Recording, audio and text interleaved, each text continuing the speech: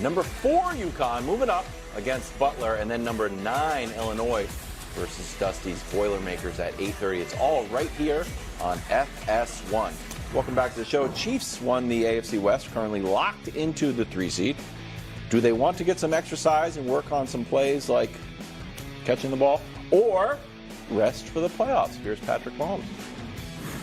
I kind of just let Coach Reid make all those decisions, and then I roll. So if he wants us to get out there and kind of build off this momentum that we have, I'll be ready to go. And if he wants to give us some rest, then I'll get that rest, prepare for whoever we're going to play, and I'll be ready to go in the playoffs. Literally perfect answer.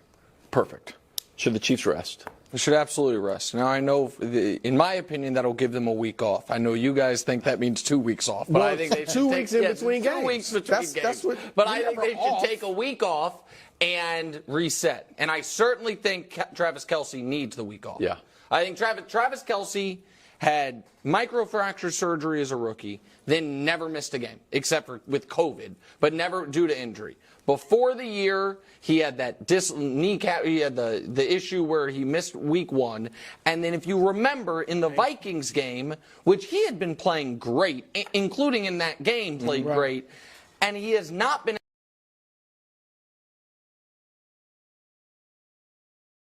as explosive. Now, I don't think a week off is going to fix that, but I think it will help. I would certainly give Patrick the week off because he's fine and you don't want to risk him getting dinged. And he took a pretty wicked shot fighting for that first down on the 4th and short play.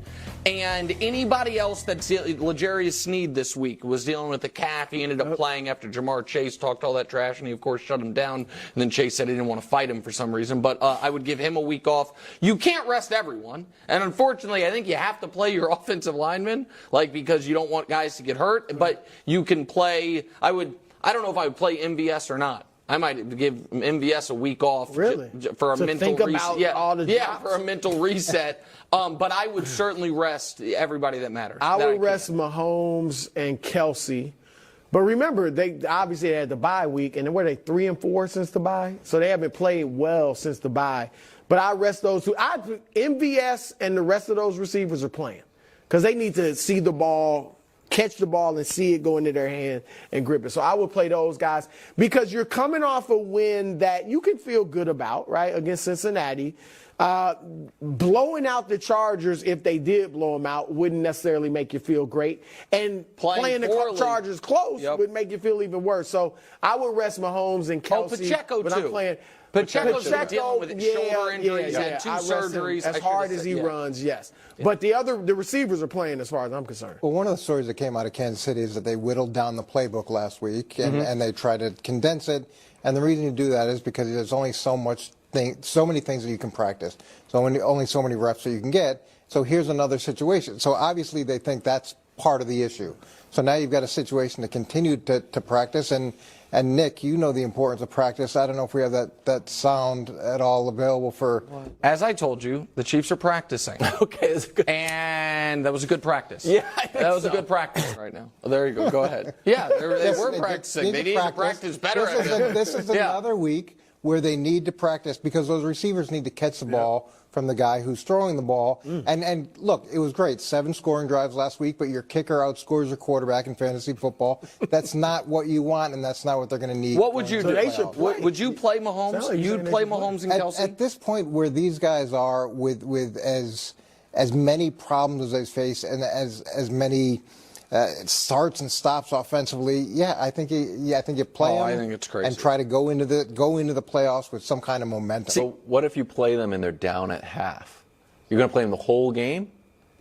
Look, you could pull them at some point if you want to pull them, but ideally, if you're condensing the playbook and you're trying to streamline things and you're trying to get it to where you're doing whatever your core things are as well as you can going to the playoffs. The only way that you do that really well is to do it against live fire.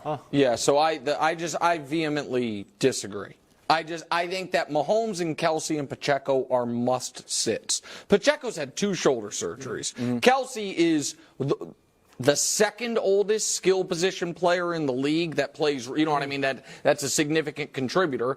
And any quarterback that is locked into his seed that I don't know about you, I'm not worried about Mahomes getting rusty in a week. I'm not worried about Mahomes' level of play. I don't think Mahomes has been slumping when the offense has been slumping. I didn't think he played well at all against the Raiders, but I thought he played really well this past week against the Bengals. Those three guys to me are must-sits. But if they rest and go into the playoffs and they sputter offensively, are you going to look back at it and say, no, I'll just opportunity to you wouldn't be able improve? to tell the difference. I'm not trying to be, I'm not trying to be smart out. But you honestly wouldn't be able to tell the difference. But philosophically, like, they made a change last week to try to pull things back, to condense things.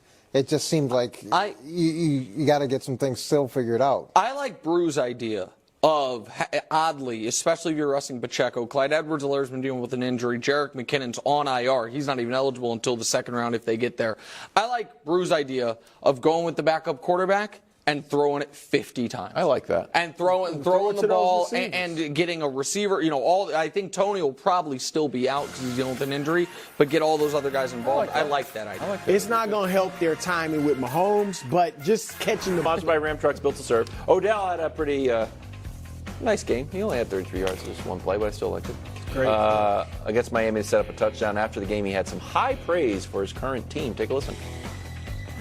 This is the best team I've ever been on from the top to the bottom. We set ourselves up for success. You know what I mean? It's got to come through the bank. In these black and purple unis. Go through this defense. This offense is crazy, man. Everything is right in front of us, so let's go ahead. Keep preparing. Y'all enjoy this moment. You know what I mean? It don't come by every now and then. So just enjoy this moment, enjoy the night. Happy New Year, all that. Okay, so since his Ravens teammates were like, whoa, we're better than the old Giants, I think they were actually talking about the Rams who won the Super Bowl.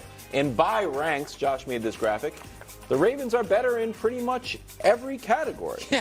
So, Nick, what's your reaction? This is obviously true. I'm surprised this is getting so much traction. This is going to be like a retroactive hot take.